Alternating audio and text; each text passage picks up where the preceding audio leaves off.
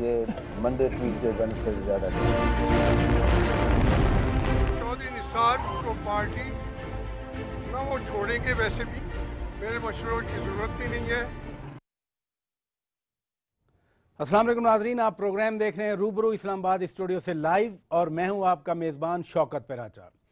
आज सब लोग अपनी पोजीशन क्लियर करते रहे। इमरान मनी ट्रेल के हवाले से अपनी पोजीशन क्लियर करने की कोशिश की।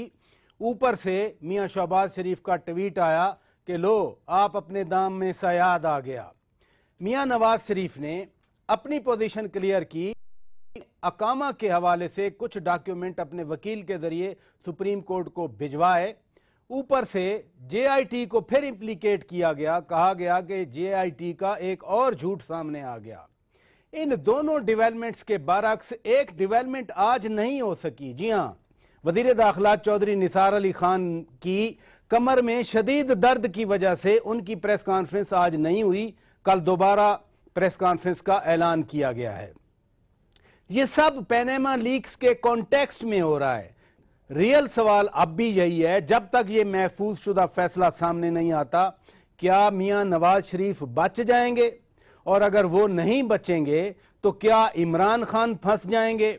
और फिर चौधरी अली खान रहते हैं वजारत में या छोड़ते हैं? वो मुस्लिम लीग नून में रहते हैं या छोड़ते हैं? इख्तलाफात क्यों हैं? ये आज के बुनियादी 3 हमारे मौज़ूआत हैं।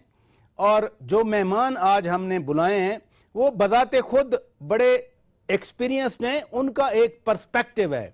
वो किसी पार्टी से लाइन नहीं लेते कि पार्टी को कल जवाब दे उन्हें, बल्कि अपने मुशाहदात की बुनियाद पर वो अपना तजवीज़ करते हैं। आप रोज़ाना उन्हें देखते हैं। मैं तारुफ करा देता हूँ, जनाब चौधरी जावेद चौधरी साहब, एक्सप्रेस टेलीविज़न पे आप प्रोग्राम भी करते हैं और आप आर्टिकल भी लिखते हैं। बहुत शुक्रिया, आपने वक्त दिया, आज बिलाखिर वक्त दिया मुझे।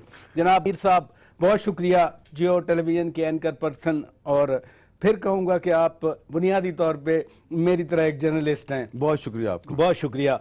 काशिफ अब्बासी साहब ARY पे प्रोग्राम करते हैं। बड़े हॉक्स के दरमियान बैठ के नाजरीन ये अपना एक इंडिपेंडेंट पर्सपेक्टिव देने की कोशिश करते हैं। बहुत शुक्रिया, आपने वक्त दिया। चौर साहब, आप पहली सीट पे बैठे हैं, प्रोग्राम का आगाज़ भी आपसे ही करेंगे। मैं जब ये सारी developments as a correspondent, as a journalist में फॉलो करता रहा, तो एक ऐसी चीज़ मेरे जहन में थी कि ये जो अकामा वाला इशू है, इस बुनियाद पर तो ज़रूर 663 लगेगा। आज बाकायदा तौर पर ख्वाजा हारिस साहब ने ये डॉक्यूमेंट्स दिए और कहा कि ये तो हमने नॉमिनेशन पेपर्स में दिए थे, पासपोर्ट में ये मेंशन था। मियाँ साहब बच पाएंगे ये नहीं? बिलाखिर ख्याल है मियां नवाज शरीफ साहब बच नहीं सकेंगे और अल्टीमेटली मेरा ख्याल है मियां नवाज शरीफ, इमरान खान और उसके आसिफ ज़रदारी साहब, ये तो पूरी एक चेन है। मुश्किल लगता है इनका बचना। और एक इशू नहीं तो उससे अगला इशू, उससे अगला इशू नहीं तो उससे अगला इशू। मियां नवाज शरीफ साहब को बहरहाल छोड़ना पड़ेगी, सीट छोड़नी पड़ेगी। इस पेपर देने से फर्क नहीं पड़ता? मेरा ख्याल है नहीं फर्क पड़ेगा, जाती ख्याल। यानी वो एक आर्ग्यूमेंट करते हैं ना कि कोई करप्शन का केस हमारे सामने नहीं आया, हमारे ऊपर करप्शन का केस नहीं आया। वो कहते हैं किसी मंसूबे में कोई ऐसी एम्बेजलमेंट नहीं आई, गबन नहीं आया। देखिए उसमें प्राइस भी केस जो है ये करप्शन का केस नहीं है। बेसिकली तो पनामा लीक्स में वो आई, फ्लैट्स का इशू है और फ्लैट्स की मलकियत साबित करनी वो ज़ाहिर है ना हुकूमत साबित कर पाई, ना जेआईटी साबित कर पाई, ना इमरान खान साबित कर पाए। लेकिन क्योंकि फ्लैट्स एक बहुत बड़ी हकीकत है, उस हकीकत को फरामोश आ सकेगा। बाकी ज़िमनी केसेस हैं वो निकलते चले आ रहे हैं, वो निकलते चले जाएंगे। इसके अलावा भी बहुत सी चीज़ें आएंगी। लेकिन मेरा ख्याल है जिस लेवल पर सुप्रीम कोर्ट ऑफ पाकिस्तान चलेगी और जिस लेवल पर हुकूमत चलेगी, दोनों का पीछे हटना इतना आसान काम नहीं होगा। अगर फ़र्ज़ करें सुप्रीम कोर्ट ऑफ पाकिस्तान इनको कहती है कि ठीक है जी आप घर जाएँ, इसी तरह इक़्तिदार में रहें, तो मेरा ख्याल है सुप्रीम कोर्ट ऑफ पाकिस्तान का भी एक सवालिया निशान उनके ऊपर भी बहुत बड़ा पड़ जाएगा। तो जजेस ने जो पोजीशन ली है उससे पीछे हटना उनके लिए भी आसान काम नहीं है। पोजीशन से हटना आसान काम नहीं है। हामिद मीर साहब, यही सवाल आपसे। आज नॉमिनेशन पेपर के हवाले से उन्होंने कहा कि हमने ये डॉक्यूमेंट्स दे दिए थे, लेकिन साथ साथ जेआईटी को भी इम्प्लीकेट कर दिया दोबारा कि जेआईटी का एक और झूठ सामने आ गया। मुतनाज़ा जेआईटी की मुतनाज़ा रिपोर्ट मियाँ साहब खुद कह चुके हैं। आप क्या समझते हैं, बच जाएंगे मियाँ साहब? ये देखें, सुप्रीम कोर्ट करने दें, मैं कोई लीगल एक्सपर्ट नहीं हूँ, तो थोड़े दिन है मामला साफ हो जाएगा। नहीं, थोड़े दिन में तो होगा। हमने शो तो चलाना है, प्रोग्राम करना होता है। को बताना मान गए ना, मान गए ना, शो भी तो चलाना है। बिल्कुल दुरुस्त है, सबने चलाना होता है। हमने तो पहले चौधरी साहब जो है उन्होंने भी छोटा सा जवाब दिया, आपने कहा ये की हो गया, परेशान हो गया, परेशान हो गया आप, मैं तो परेशान हो गया, छोटा सा जवाब दे दिया। लंबी बात करें, मकसद ये लंबी जी बात। जी फैसला वाकई सुनना, मैं भी सुनना चाह रहा हूँ, मेरे व्यूअर्स भी। फैसला अदालत को करने दें आगे। आप सर फैसला अदालत ने करना है, बट ये जितना अदालत को करना नहीं है, काशिफ करना है। नहीं, जितने दिन ये मामला चलता रहा, एवरीवन इज वेरी कीन। देखिए मैं आपको बताऊं कि मेरी जो जेआईटी के बारे में जो पोजीशन है वो बड़ी वेल नोन है, बड़ी वाज़ेह है कि जेआईटी ने बड़ा अच्छा काम किया है। जेआईटी बहुत एक सामने लेके आई है, उसने वो रिपोर्ट अदालत में पेश कर दिया है। अब अदालत ने फैसला करना है कि उनके वो हकायक सही हैं या गलत हैं, ठीक है। तो मीडिया को जज का किरदार अदा नहीं करना चाहिए, जजों को जज अपना काम करने दें। हमने एक ऑब्जर्वर के तौर पे किरदार अदा करना है। और आपको ऑब्जर्वेशन मांग रहा हूं, मेरी ऑब्जर्वेशन ये है कि बताया कि जेआईटी बहुत ठोस बड़े मौसर सबूत लेके आई है। 2 गैर मुल्की हुकूमतों ने उनके साथ तावन किया है, 3 हुकूमतों ने तावन नहीं किया, बल्कि उनको वीजे तक नहीं दिए, ठीक है। तो बात आपको अगले दिनों में समझ भी आ जाएगी सारी। तो जरा कोर्ट के फैसले का इंतजार कर लेना। और आपका यानी ये जो हुकूमत ने एतराजात किए, जो जेआईटी पे ऑब्जेक्शन लगाई, इनमें कोई वजन नहीं आपको नजर आता? एक दो जो हुकूमत के एतराजात है उसको छोड़े ना, 1-2 छोटी छोटी उन्होंने गलतियां की हैं। एक तो जेआईटी का वो तस्वीर नहीं निकलनी चाहिए थी हुसैन नवाज की, ठीक है, एक तो वो गलती हुई है उनसे, वो उनको माननी चाहिए, उन्होंने मानी भी है। लेकिन रिपोर्ट के अंदर जो है मेरा नहीं ख्याल कि उन्होंने कोई गलती की है। आप ये कह सकते हैं कि उन्होंने 1-2 जगह पे कैप्टन सफदर के बारे में या रहमान मलिक के बारे में कुछ तरह के रिमार्क्स दिए हैं जो अगर वो ना देते होता, लेकिन उन्होंने दे दिए हैं। जो उन्होंने सवाल जवाब किए हैं उसमें से जो नताइज अखज़ किए हैं वो ठीक है, लेकिन बाकी आप देखें ना कि वो सबूत लेके आए हैं, डॉक्यूमेंट्री प्रूफ लेके आए हैं, और उनको आप अब कोर्ट को फैसला करने दें। अब मैं और आप कौन है उनके बारे में फैसला करने वाले? दुरुस्त है। अब आपकी तो फरमाइश मीर साहब भी कर रहे थे कि अबादी साहब से पूछें। खुर्शीद शाह साहब कल कह रहे थे और आज फिर कह रहे थे, उन्होंने कल कहा था कि आज की रात या मैक्सिमम कल का दिन है, वजीर आज़म साहब रिजाइन कर दें। खुर्शीद शाह साहब नए पॉलिटिशियन नहीं हैं, पूरी जिंदगी वो कहते हैं ना दश्त की सयाही में गुजर गई है पूरी जिंदगी उनकी। वो किस चीज से परेशान है, क्यों रिजाइन करवाना चाहते? देखो अपोजिशन तो सारी रिजाइन क्यों मांग रहे हैं ये मैं नहीं जानता। मेरा ख्याल है बाकियों की तरह उनका भी ख्याल होगा कि खिलाफ की बुनियादों पर शायद प्राइम मिनिस्टर को रिजाइन करना चाहिए, और मेरा तो ख्याल है करना भी चाहिए। अगर आपके खिलाफ 2 जज सुप्रीम कोर्ट की कहते हैं कि आप सादिक और अमीन नहीं है, जेआईटी की रिपोर्ट जो रियासती इदारों पर मुश्तमिल है, 6 लोग उसमें जो जिस किस्म की सामने आई है इस जेआईटी में, उसके बाद बेहतर यही होगा कि आप हट जाएं, क्योंकि उसका नुकसान क्या है। बस देखें नुकसान देखें ना कि अगर प्राइम मिनिस्टर नहीं हटते तो उसके नुकसान क्या है। एक अजम्पशन ये होगी कि अगर फर्ज करें रेफरेंस चलेगा, सिर्फ जज रेफरेंस भेजते हैं, तो कहा जाएगा कि जी आप असरअंदाज होंगे रियासती इदारों पे, आपके वज़ीर आज़म होते किस तरह तहकीकात हो सकती है। अगर आप हट गए और सिर्फ रेफरेंस भी भेजा गया, क्योंकि वज़ीर आज़म तो आप जेआईटी के कॉन्टेक्स्ट में तो ये प्रूव नहीं हुआ, जेआईटी उन्हीं इदारों में से थी, लेकिन उन्होंने वज़ीर आज़म के खिलाफ रिपोर्ट दे दी, असरअंदाज नहीं हो सके वज़ीर आज़म। देखिए 6 लोगों के ऊपर असरअंदाज होना, वो हैंड पिक्ड लोग थे ना, मुश्किल काम था। वो ऐसे लोग थे जिनके ऊपर असरअंदाज शायद होना मुश्किल भी काम था। लेकिन ये एक मंत्र तो है पाकिस्तानी सियासत में ना, पीपल्स पार्टी क्यों कहती थी हम नहीं इसका हिस्सा बनना, वो मैनेज कर जाते हैं, नहीं फैसले होते इनके खिलाफ। मतलब उस चीज से बचने के लिए पार्टी का फायदा है, फोकस आपसे उतर जाता है, प्रेशर आपसे खत्म हो जाता है, क्रिटिसिज्म कम हो जाएगा, बहुत से फायदे हैं। अगर वो मेरा हाल है उस वोट तो एक इंटरनली पीएमएलएन को एहसास होना चाहिए कि एक विन विन होगी। अगर prime minister step down, Khwaja Asif को या किसी और को लेकर आए, अपना नाम क्लियर कराए, वापस आके प्राइम मिनिस्टर बने, अगले 20 साल प्राइम मिनिस्टर है। शाह साहब तो रहना चाहते थे, शाह साहब तो पार्लियामान की बात करते हैं, वो तो जमहूरियत देंगे, जमहूरियत के मफाद में 20 साल कह रहे हैं, अगले 20 अगर क्लियर हो जाते हैं अगर इतना बड़ा अगर लगा दिया, आपने भी लगा दिया, उन्होंने भी लगा दिया, अगर क्लियर हो जाता जो मुश्किल। शाह साहब कहते हैं जमहूरियत के लिए ये बेहतर है, पार्लियामान के लिए ये बेहतर है। मैं तो वो कॉन्टेक्स्ट समझना चाह रहा हूं। देखिए डेमोक्रेसी क्योंकि असूल है ना जमहूरियत के, कोई पूरी दुनिया में अगर आपके ऊपर आपकी इन्वेस्टिगेशन, क्रिमिनल इन्वेस्टिगेशन चल रही हो, तो आपको स्टेप डाउन करना पूरी दुनिया में होता है, डेमोक्रेसीज है जहां पे। तो अगर पाकिस्तान में भी आप कहते हैं जमहूरियत है, यहां भी कर लें। कंसेंसस तीनों आप बना रहे हैं कि आज़म साहब जाएंगे, फिर नेक्स्ट कौन होगा? मैंने कब कहा यार? बड़ी पार्टी है यार, जब आप जेआईटी कहते हैं कि उन्होंने अच्छा काम किया है, बहुत अच्छी रिपोर्ट दी है, आप कहते हैं सबूत है, तो मैं क्या इन्फर करूं? कमाल कर दिया है जेआईटी ने, फैसला अदालत ने करना है। नहीं ठीक है आपकी बात, बट सॉलिड ग्राउंड बकौल आपके आ गए, ठोस सबूत आ गए, फैसला अदालत आपसे ही शुरू कर, फैसला अदालत को करना है। आपसे ही शुरू कर देते हैं। बड़ी पार्टी है, 1.5 दिन रह गया, 1.5 दिन बर्दाश्त कर लें। यानी ट्यूसडे को फैसला आ रहा है। मेरा ख्याल है ट्यूसडे तक, क्योंकि कल ख्वाजा हारस को वो देंगे मौका, क्योंकि उन्होंने अगर सबूत पेश किए हैं और उनकी तरफ से जवाब आया तो मेरा ख्याल है सुप्रीम कोर्ट ऑफ पाकिस्तान को देना है। केस तो खत्म हो चुका नहीं, एग्जैक्टली जजमेंट जब रिजर्व हो गई तो उसमें कैसी तब्दीली अब आएगी? नहीं वजीर मौका आज़म मिल सकता है। वो अदालत ने उनको खुद मौका दिया ना कि आप अगर फर्ज करें कोई चीज देना चाहते हैं तो सीए में दें, जमा उसी करवा की सकते हैं, जवाब। लेकिन हेयरिंग नहीं होगी दोबारा। देखिए लास्ट टाइम भी ख्वाजा आरिफ साहब ने एडिशनल डॉक्यूमेंट जमा कराने की कोशिश की, अदालत ने इनकार कर नहीं लिए उनसे डॉक्यूमेंट्स। तो मेरा नहीं ख्याल है कि अब नए डॉक्यूमेंट्स आप देखना अदालत किस तरह देखती है। वो देखिए इतने दिनों से केस चल रहा था, नहीं लिया अदालत ने। लेकिन प्रूफ लेके आए हैं ना। ये तो उन्होंने कहा कि उस वक्त जो रिटर्निंग ऑफिसर था उसने स्टैंप लगाई है, वो इस डॉक्यूमेंट, इसको स्टैंप तो हर डॉक्यूमेंट पे लगती है। जब भी आप इलेक्शन कमीशन में कोई चीज जमा करवाते हैं तो सब पे स्टैंप्स लगती हैं। ये उस एकामा वाले इशू पे जो कि मैं कह रहा हूं कि 62 63 का सबसे बड़ा ये एक बेस बन सकती थी, वो तो सबूत आ गया सामने। देखिए वो मियां नवाज शरीफ को ट्रायल के बगैर तो फारिग नहीं किया जा सकता। अगर फर्ज अगर अकामा का इशू भी है तो इलेक्शन कमीशन के पास भिजवाया जाएगा, और अगर करप्शन का इशू है तो नैब के पास भिजवाया जाएगा। यही हो सकता है कि नैब में रेफर कर दिया जाए केस, या फिर इलेक्शन कमीशन में रेफर कर दिया जाए, और साथ ये कह दिया जाए कि जब तक इस केस का फैसला नहीं होता उस वक्त तक वज़ीर आज़म साहब को एमएनए ना समझा जाए। तो जब आप एमएनए नहीं है तो आप प्राइम मिनिस्टर, हाँ, जब आप एमएनए तो फिर आप प्राइम मिनिस्टर नहीं होंगे। और फर्ज करें केस 1 महीना चलता है, 2 महीने चलता है, कोर्ट एडवाइस देगी कि जब तक ये केस का फैसला नहीं होता वज़ीर आज़म साहब सेट असाइड हो जाए। सेट असाइड ये हो तो जाएंगे। सीधा यही मतलब उसकी वजह ये है कि बगैर ट्रायल के आप उनको करप्ट या उनको डिसऑनेस्ट डिक्लेयर नहीं कर सकते। ये 62 63 के तहत उनको नाहल करार नहीं दे सकते, क्योंकि इसमें इस इज़्म का ट्रायल किसी जगह नहीं हुआ, किसी भी जगह पर ट्रायल नहीं हुआ।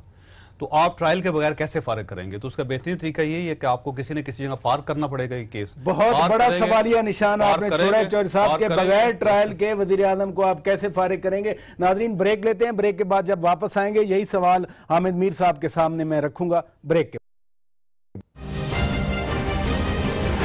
रूबरू आप देख रहे हैं लाइव इस्लामाबाद स्टूडियो से। जावेद चौधरी साहब, हामिद मीर साहब, काशिफ अब्बासी साहब हमारे साथ मौजूद हैं। बहुत बड़ा सवाल जावेद चौधरी साहब ने ही छोड़ दिया कि बगैर ट्रायल के वजीर नायल कैसे करार दिया जा सकता? पहली बात तो यह है कि सुप्रीम कोर्ट ट्रायल कोर्ट नहीं है, तो सुप्रीम कोर्ट में तो वज़ीर आज़म का ट्रायल नहीं हो सकता, इस बेंच में तो ट्रायल नहीं हो सकता। अगर सुप्रीम कोर्ट ने ट्रायल करना है तो फिर वो केस किसी ट्रायल कोर्ट को भेजेंगे, और ज़ाहिर बात है वो सुप्रीम कोर्ट नहीं होगी। तो अगर तो वज़ीर आज़म का ट्रायल बहुत ज़रूरी है तो वो फिर ट्रायल कोर्ट कोई और कोर्ट होगी, ये 3 मेंबर बेंच तो नहीं होगा। यानी नीचे कोई भी हाई कोर्ट के जजेस या जैसे एक खुसूसी ट्रायल नैब को भी भेज सकते हैं, नैब को भी भेज सकते हैं, जहां पहले भी वज़ीर आज़म, क्योंकि माजी में मुझे याद है कि ये जो जस्टिस अजमत सईद साहब हैं, जब ये प्रोसिक्यूटर जनरल थे तो रावलपिंडी की नैब कोर्ट में आसिफ जरदारी साहब आया करते थे और अजमत सईद साहब उसको प्रोसिक्यूट करते थे और आर्गूमेंट दिया करते थे। तो नैब कोर्ट में यूसुफ रज़ा गिलानी साहब ने भी भुगताया हुआ है ट्रायल, यूसुफ रज़ा गिलानी साहब के अलावा आसिफ जरदारी साहब ने भी भुगता हुआ है, राजा परवेज़ अशरफ ने भुगता हुआ है, बेनज़ीर भुगता हुआ है। सिर्फ नवाज शरीफ साहब ने नैब कोर्ट में कोई रेफरेंस नहीं भुगता हुआ। रेफरेंस पढ़े हैं अभी बहुत सारे पढ़े हैं। नहीं, लेकिन उस 150 मेगा स्कैंडल्स की जो लिस्ट थी सुप्रीम कोर्ट के सामने आई थी, उसमें पढ़े हैं। राजा साहब उस तरीके से ट्रायल नहीं हुआ जिस तरीके से आसिफ जरदारी साहब को हथकड़ी लगा के पुलिस की बख्तरबंद गाड़ी में बंद करके लाया जाता था, फिर वो कोर्ट में पेश होते थे, फिर वहाँ पे शेख अजमत सईद साहब जो हैं वो दलाइल दिया करते थे आसिफ जरदारी साहब के हक में, खिलाफ दिया करते थे भाई, खिलाफ दिया करते ठीक थे। है। और आसिफ जरदारी साहब ने कभी ये इतराज़ नहीं किया कि शेख अजमत सईद साहब जो हैं ये जज क्यों बने हैं। ये इतराज़ करते हैं कि जी इन्होंने क्यों इनको इस बेंच में शामिल किया गया है। अगर ट्रायल होता है मियां नवाज शरीफ का एहतसाब कोर्ट में नैब के हवाले से, तो आप हथकड़ियों वाली बात कर रहे हैं, मुझे ये क्लियर नहीं हो रहा भाई, क्योंकि ट्रायल हो रहा है उस वक्त तक तो प्रूवन नहीं है। मैंने आपको एक हिस्ट्री की बात बताई क्योंकि मैंने अपनी आंखों से देखा ना। जी दुरुस्त है, आसिफ जरदारी साहब गिरफ्तार होते थे, बिल्कुल दुरुस्त है, और 11 साल गिरफ्तार रहे। जब पार्लियामेंट में आते थे वो उसी गाड़ी में आते थे, बंद गाड़ी में, हमने मैं देखा है आपको अपनी हिस्ट्री आंखों से। बताने की, रिपीट करने की ना, कि ये सब नवाज शरीफ साहब कुछ अरसे के लिए गिरफ्तार हुए थे, अटक जेल में भी रहे थे, कराची में भी रहे थे, लेकिन फिर वो पाकिस्तान से बाहर चले गए थे ना। तो बाकी लोग इस तरह बाहर नहीं गए, बाकी लोगों ने अपना अपना ट्रायल पूरा भुगताया, जेल में रहे हैं। कुछ लोग तो ट्रायल के बगैर भी दुबई चले गए हैं ना, वो मिडिल ईस्ट चले गए थे ना इधर से। वो कौन थे? आपके सामने ही है, जब इधर बेंच बैठता था वो अस्पताल चले जाते थे, अस्पताल से फिर बाहर चले गए। मुशर्रफ साहब की बात कर रहे हैं मेरा ख्याल है। अच्छा, परवेज मुशर्रफ साहब। जी हाँ, ये भी हमारी कुछ तारीख लोग का नहीं, हिस्सा ये है। आपने बहुत जबरदस्त बात की है। ये भी हमारी तारीख का हिस्सा है ना। ये आपने, जब मुझे समझ आई तो मुझे शर्म आनी शुरू हो गई अपने आप से कि मैं इस मुल्क का शहरी हूँ जहाँ पे परवेज मुशर्रफ के लिए कानून कुछ और है और आसिफ जरदारी और नवाज शरीफ के लिए कानून कुछ और है। तो ये शर्म का सिलसिला पता नहीं कब खत्म होगा, लेकिन ये सिर्फ पता नहीं मुझे क्यों शर्म आती है, औरों को शर्म क्यों नहीं आती जो कहते हैं कि जनाब ये एहतसाब होना चाहिए इस मुल्क में। तो एहतसाब सिर्फ आसिफ जरदारी का और नवाज शरीफ का होना चाहिए, परवेज मुशर्रफ का नहीं होना चाहिए?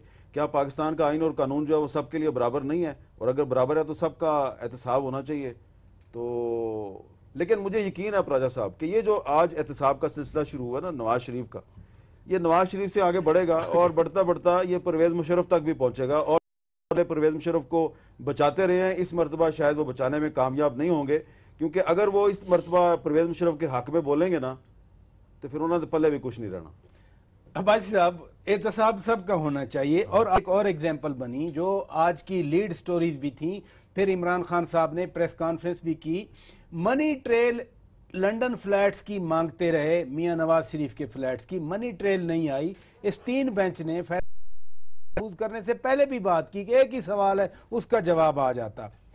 अब इमरान खान के हवाले से जो बातें हो रही हैं कि लो अपने दामन में सयाद खुद आ गया, तो क्या वाकई अब इमरान खान पे भी इक्वली एप्लीकेबल होगा? क्योंकि ट्रेल तो उधर भी 20 साल का रिकॉर्ड नहीं है। ठीक है, अगर केस चल रहा है तो मेरा ख्याल है अदालत तो फिर उसी पैमाने पे मापे भी ना। इमरान यार्ड स्टिक एक होना चाहिए अगर ना। केस सुप्रीम कोर्ट की हद तक चला गया तो यार्ड स्टिक को है 25 को लग गया है case, chief justice of Pakistan. मैंने 2-3 दफा केस हियरिंग सुनी भी है, और जिस तरफ चीफ साहब के जो रिमार्क्स मैंने सुने इस केस में, वो मुझे लगता है कि वो उसी वही है, जैसे यार्ड स्टिक वही है जो प्राइम मिनिस्टर ऑफ पाकिस्तान की यार्ड स्टिक है। वो उनसे ही कह रहे हैं कि जी आप भी अब अपनी मनी ट्रेल ला के दें। सो अब मेरा ख्याल है इमरान खान साहब को देनी पड़ेगी। लेकिन काशिफ साहब, इमरान खान के काशिफ के केस में फर्क भी तो है फर्क बिल्कुल है, मैं अग्री करता हूँ। आप तो प्लीज जरा फर्क भी बताएं। सर, एक पब्लिक ऑफिस होल्डर का और नॉन पब्लिक ऑफिस होल्डर का फर्क तो है ना दोनों में। नहीं, तो अगर कानून में तो ट्रेल नहीं आ रही ना, कानून में तो ट्रेल नहीं आ रही, वो बात ठीक है, पैसे नहीं आ रहे। काशिफ साहब अगर इजाजत दें, मैं सर प्लीज। ट्रेल बिल्कुल इमरान खान को ट्रेल देनी चाहिए, और अगर ट्रेल नहीं आ रही तो उनसे पूछगिछ होनी चाहिए। अगर वो ट्रेल नहीं देते तो उनको भी सजा मिलनी चाहिए। लेकिन फर्क है भाई, इमरान खान ने मनी लॉन्ड्रिंग नहीं की, पाकिस्तान से पैसा नहीं गया बाहर ना ही वो पब्लिक ऑफिस होल्डर हैं जैसे कि मेरे भाई काशिफ बाजी साहब बता रहे हैं। उन्होंने पैसे बाहर कमाए हैं, क्रिकेट खेल के वहां पे पैसे कमाए हैं, फिर उन्होंने फ्लैट खरीदा, फिर वो पैसे पाए। अब इसमें जिस तरह के उन्होंने नवाज शरीफ से मनी ट्रेल मांगी, जिस तरह उन्होंने कहा नवाज शरीफ तलाशी दो, रसीदें लेके आओ, ठीक है, तो उनका अपना भी हिसाब किताब क्लियर होना चाहिए था और उनको देना चाहिए, वो इसमें कोई शक नहीं, उनको देना चाहिए। नहीं देते तो उनको उसका खमियाजा भी भुगतना चाहिए। But there is a difference. Imran Khan ने कभी पाकिस्तान में कोई पब्लिक ऑफिस होल्ड नहीं किया, जबकि नवाज शरीफ साहब तीसरी दफा वजीर आजम बने हैं।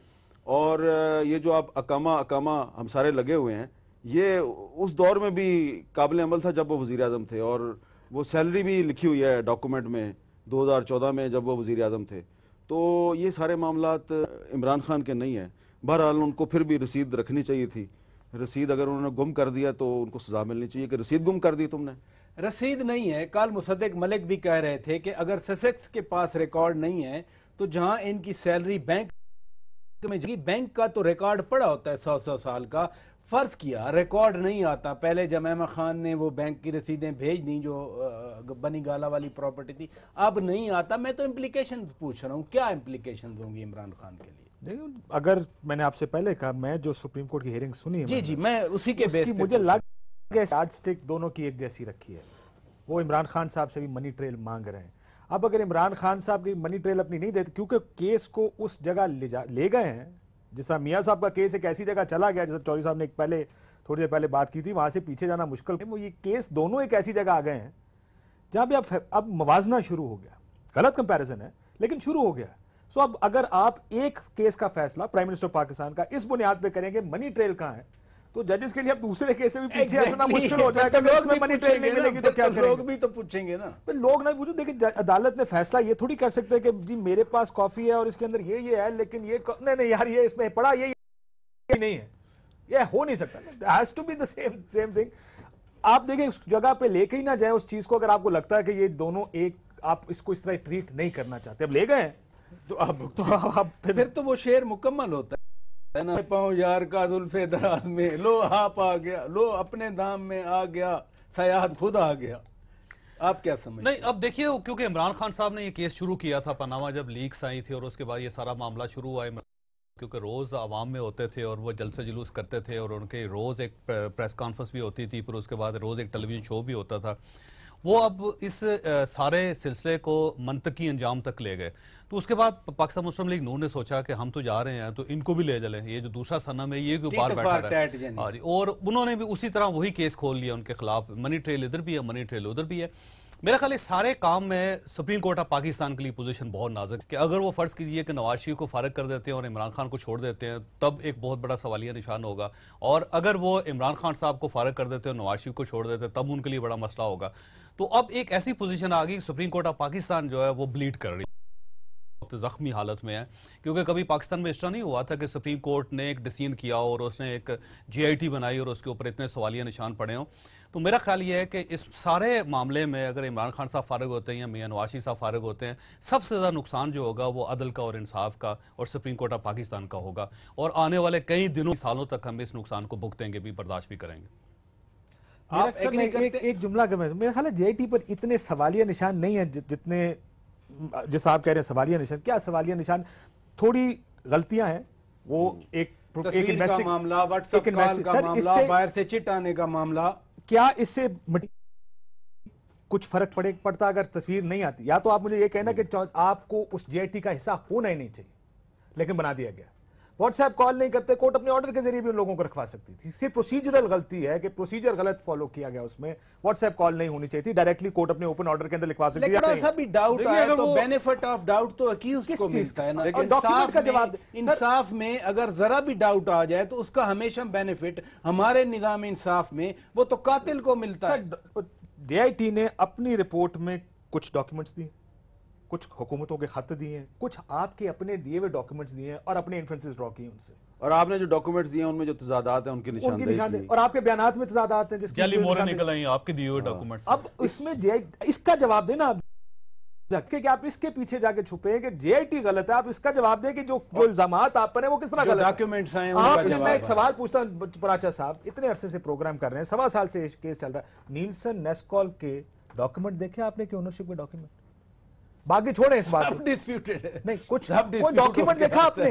ये तो है ना इस पूरी की 4 फ्लैट किसके हैं, ये डॉक्यूमेंट तो आप JIT को देते जाके ये मेरा ओनरशिप का डॉक्यूमेंट है, 4 फ्लैट्स। यही मसला ना, यही सवाए हुसैन नवाज के इंटरव्यूज में कुछ डॉक्यूमेंट कंफ्यूजन जो है यही तो फायदा उठा रही है गवर्नमेंट इसकी। अगर वो फर्ज करें क्लियर कर दें तो फारग हो जाते हैं, घर चले जाते हैं। 1.5 साल उन्होंने इसी तरह गुजार दिया ना फायदा है। लेकिन अब इसमें जो आप बार बार हम सुप्रीम कोर्ट की बात करें, मेरे ख्याल है सुप्रीम कोर्ट के लिए ये मसला नहीं है कि अगर हमने नवाज शरीफ के खिलाफ फैसला दिया तो इमरान के खिलाफ भी देना पड़ेगा, और उसके खिलाफ दिया तो नवाज शरीफ के खिलाफ भी देना पड़ेगा।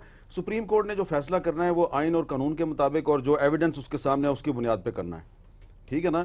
आज की जो सुप्रीम कोर्ट है, मैं तो इस पर बहुत, मुझे इस पर एतमाद है, और मेरा नहीं ख्याल कि ये को हम जिस तरह जर्नलिस्ट और एंकर बैलेंस करने के लिए कभी कभी एक पे प्रेशर डालते हैं, सामने आ जाती है ना, डेवलपमेंट सामने आती है। मतलब मेरा सुप्रीम कोर्ट का मसला नहीं है। नईम बुखारी साहब ने कल तो खुद कहा ना हमारे पास ट्रेल नहीं है, तो फिर ठीक है ना, तो उनको अगर उन्होंने इतराफ कर लिया तो उनको सजा मिलनी चाहिए। लेकिन आप ये तो माने ना आप राजा साहब, मैं आपसे सवाल कर रहा हूं, क्या इमरान खान कभी पाकिस्तान में पब्लिक ऑफिस होल्डर रहा है? नहीं, सब जानते हैं। पाकिस्तान क्रिकेट बोर्ड का चेयरमैन तक नहीं रहा, सब जानते हैं। ये डिफरेंस है ना। क्या इमरान खान पाकिस्तान से बाहर पैसे लेके गया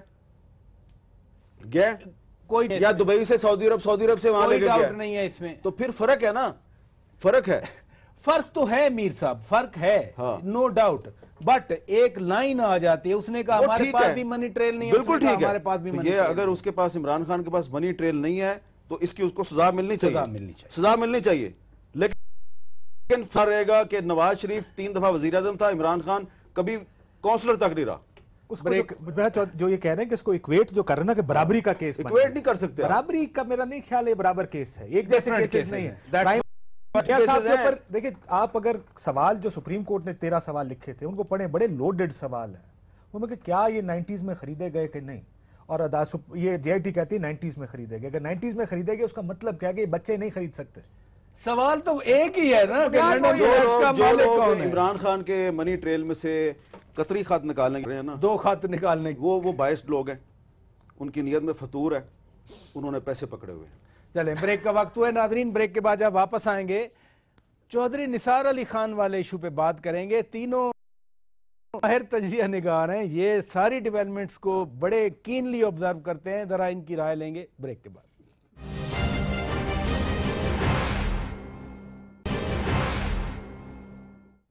वेलकम बैक नाजरीन, रूबरू आप देख रहे हैं इस्लामाबाद स्टूडियो से। हम ताज़ा तरीन सियासी सूरत हाल पर बातचीत कर रहे हैं।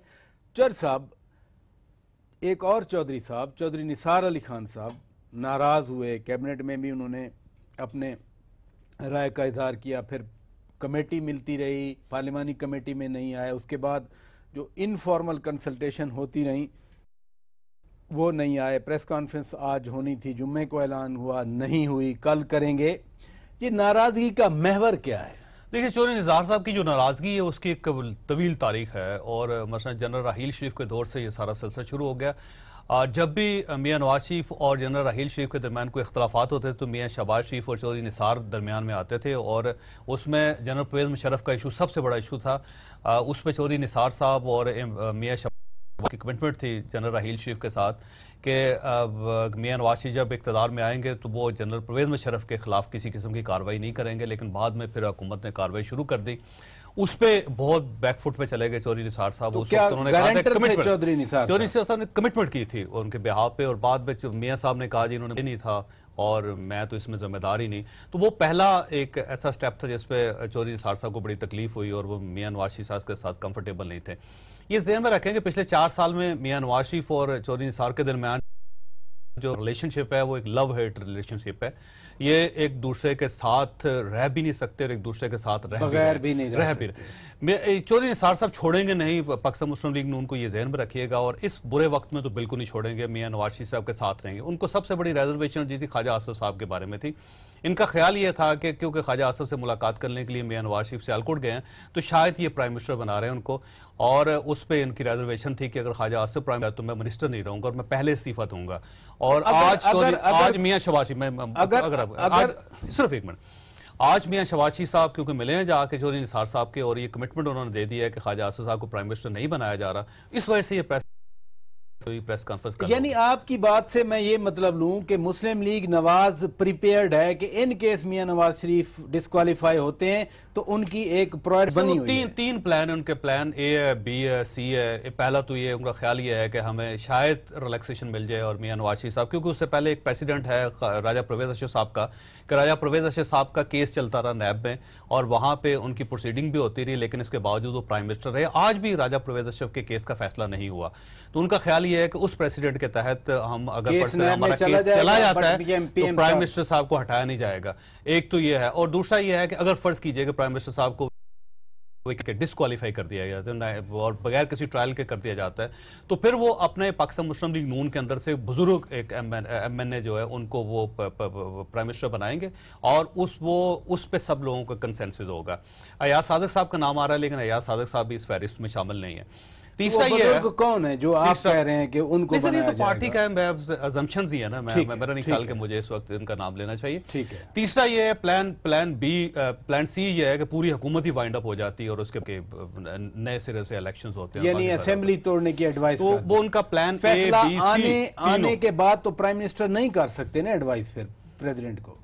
देखिए शायद खुर्शीद शाह साहब फिर यही कह रहे हैं कि आप रिजाइन करें पहले। प्लान A, B, C उन्होंने तीनों प्लान तैयार किए हुए हैं गवर्नमेंट। इस इन तीनों प्लान। तो ख्वाजा आसिफ का आप कह रहे हैं ख्वाजा आसिफ साहब प्राइम मिनिस्टर नहीं बन ख्वाजा आसिफ साहब पहले भी नहीं बन रहे थे। मियां शहबाज शरीफ ने जाके चौधरी निसार अली खान को अश्योरेंस, ख्वाजा आसिफ साहब पहले भी नहीं बन रहे थे, ख्वाजा आसिफ साहब की डिमांड भी नहीं थी, मियां नवाज शरीफ साहब बात भी नहीं की थी, लेकिन एक परसेप्शन डेवलप हो गया क्योंकि सिर्फ सियालकोट गए हैं वो, तो उस वजह से ख्वाजा आसिफ को शायद वो बना रहे हैं।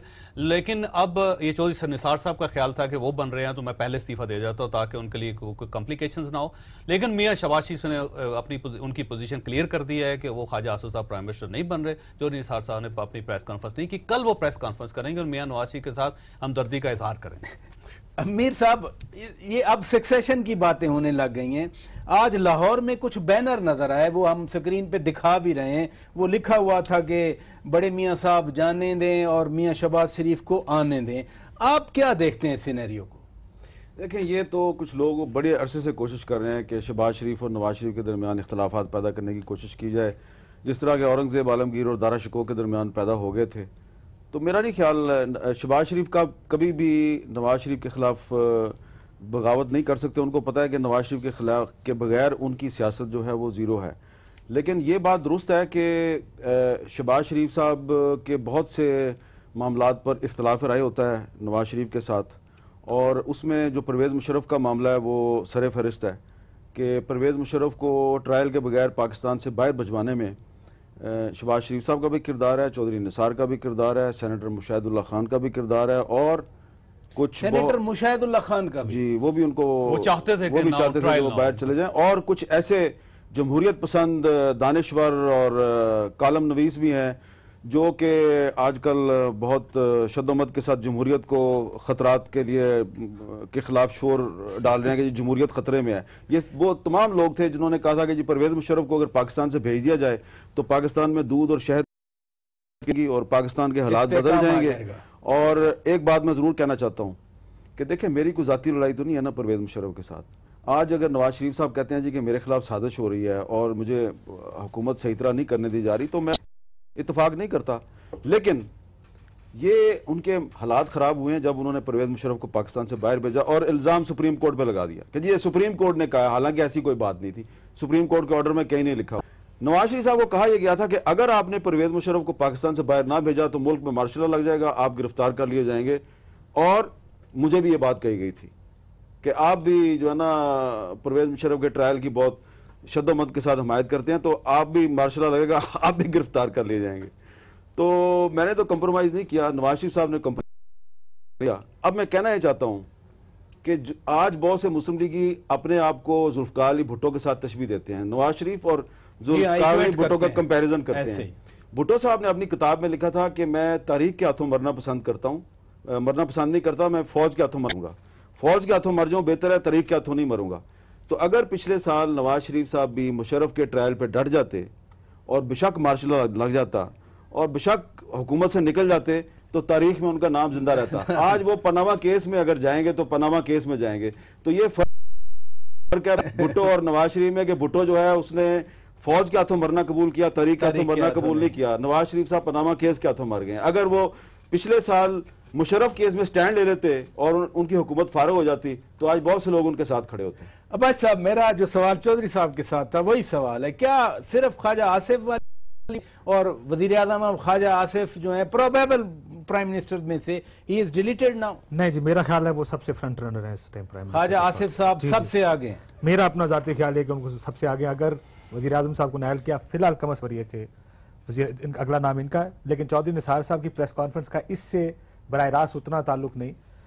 जब कैबिनेट का इजलास हुआ और उससे पहले भी जब चौधरी निसार साहब मेरा ख्याल है वो वाहिद शख्स थे जिन्होंने ये मशवरा दिया contrary to the popular opinion in PMLA, जो कह रहे थे लड़ लें, नहीं लटेंगे, इस्तीफा नहीं देंगे। उन्होंने कहा जी इसको थोड़ा सा आपको इस्तीफा देना चाहिए। उस पे ये इल्जाम पूरी पार्टी ने लगाना शुरू कर दिया कि ये तो दूसरी साइड से आया है, ये तो उस साइड से लगा। तो उन्होंने कहा कि मुझे अपने क्रेडेंशियल्स 32 साल से साबित करने पड़ते हैं। अगर मैं मशवरा को दूसरों से मुख्तलिफ देता हूँ कि ये गद्दार है पार्टी के अंदर, हर दफा मुझे अपने क्रेडेंशियल्स क्यों साबित है? इस वैलिड आर्गुमेंट, और which is very valid argument. मेरा ख्याल है अक्सर ज्यादा लोगों को, मैं इतने लोग, मैंने हामिद साहब का एक कॉलम पढ़ा जी, मैं आप जाती तौर पर भी कहता हूँ, मैंने इतने मुस्लिम लीगियों से मिला हूँ, नून लीग के, जो जिनका ख्याल है कि वज़ीर आज़म को स्टेप डाउन कर, मैं जाती तौर पे उनको मिलूं। शुक्र है इन्होंने भी उनके कानों से अपनी कानों से सुन लिया उनकी बात। एक ऐसे पार्लियामेंटेरियन जो उस मीटिंग में पार्लिमानी नहीं गए, कहते सिर्फ इनको बचाने के लिए किस लिए जाएं? नहीं गए बहुत से लोग उस पार्लिमानी मीटिंग में जिसमें पार्लियामेंटेरियंस आए थे। वो कहते जी इसमें हम नहीं कह सकते, क्योंकि एक माहौल बना दिया गया पार्टी का कि अगर आप मियां साहब को ये मांगे कि आप स्टेप डाउन करते हैं, इसका मतलब पार्टी का गद्दार है। आप तो फौजियों से मिले हुए हैं, आप तो साजिशी अनासिर के साथ मिले हुए हैं। ये चौधरी निसार साहब का भी मसला था। उन्होंने कहा कि हमें क्यों अपनी पर्सनल एक्सप्लेनेशन देनी पड़ती है, क्यों दूसरा जो इख्तलाफी ओपिनियन है वो नहीं आ सकता। यहां से सारा इख्तलाफ शुरू हुआ और ख्वाजा साहब की वजह से वो मजीद आगे चला। कल मालूम हो जाएगा क्या चौधरी साहब जो कहते हैं। बहुत शुक्रिया जावेद चौधरी साहब, बहुत शुक्रिया हामिद मीर साहब, बहुत शुक्रिया काशिफ अब्बासी साहब। नाजरीन फिर कहूंगा कि ये आज के हमारे गेस्ट डिस्टिंग्विश्ड गेस्ट हैं जो ऑब्जर्वेशन करते हैं हालात की और फिर अपने हिसाब से अपने तरीके से उससे नतायज अखज़ करते हैं। कुछ कोशिश की, मैंने नहीं बोलना चाह रहे थे, मैंने कोशिश की इनकी आवाज़ आप तक पहुँचाई जाए। अपने मेज़बान शौकत पराचा को इजाज़त, खुदा हाफिज़।